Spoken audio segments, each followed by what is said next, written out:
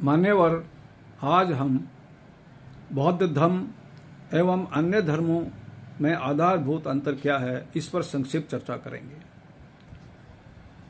जैसा कि आपको पता ही है कि डॉक्टर भीमराव अंबेडकर ने अपने महानिर्वाण से कोई 30 साल पहले ही ये घोषणा कर दी थी कि उनका जन्म भले ही हिंदू धर्म में हो गया हो, परंतु उनकी मृत्यु इस धर्म में नहीं होगी।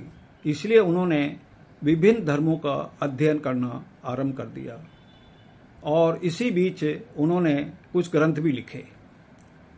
एक ग्रंथ का नाम है द रिडल्स ऑफ हिंदुइज्म। उनका दूसरा ग्रंथ था द बुद्धा एंड हिज धर्म।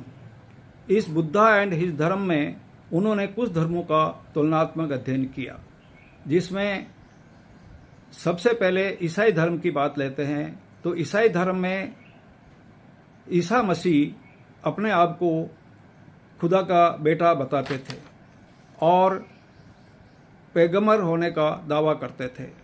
जब तक इन दोनों शर्तों को कोई नहीं मान लेता, जब तक उसे मोक्ष नहीं मिल सकता। इसी तरह इस्लाम में भी मोहम्मद साहब ने खुद को पैगंबर बताया और पैगंबर के द्वारा दिए गए संदेशों का आगे प्रसार करना बताया। अर्थात इस धर्म में भी जब तक इन दोनों शर्तों को कोई नहीं मान ले, जब तक उसे मुक्ति यानी निजात नहीं मिल सकती। इसी प्रकार अन्य धर्मों में भी विभिन्न शर्तें लगाई गई, जबकि बौद्ध धर्म में इस तरह की कोई शर्त नहीं थी।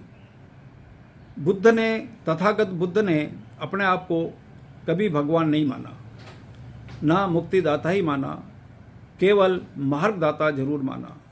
मार्ग बताना उनका काम था और चलना हमारा काम। बुद्ध ने हमेशा अपने आप को शुद्धोधन एवं महामाया का एक स्वाभाविक पुत्र ही माना, इसके अतिरिक्त कुछ नहीं माना।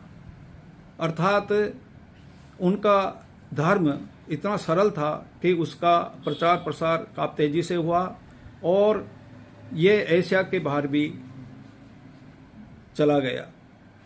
इसी से प्रभावित होकर हमारे यहाँ कुछ लोगों ने उन्हें 10वें अवतार में शामिल कर लिया और उनका स्थान 9वां दे दिया गया, जो कि उस कड़ी में अंतिम था। पुराणों के अनुसार हमारे यहाँ 10 अवतारों की अवधारणाएं हैं, जिसमें कल्कि अवतार इस कलयुग के दौरान होना है। कलयुग को अभी 5100 कुछ साल ही गुजरे हैं। तो ये पुराणों की बात हुई। लेकिन हमारे यहाँ सूर्यकांत बाली जैसे कुछ शोधकर्ता भी हुए हैं, जिन्होंने माना है कि कलयुग भी आज से कोई 3500 साल पहले ही समाप्त हो चुका है और कल की अवतार भी हो चुका है। तो इस अवतार प्रकरण पे हम अगली वार्ता में चर्चा करेंगे। आज बस इतना ही। इसी के साथ नमो बुद्धाय।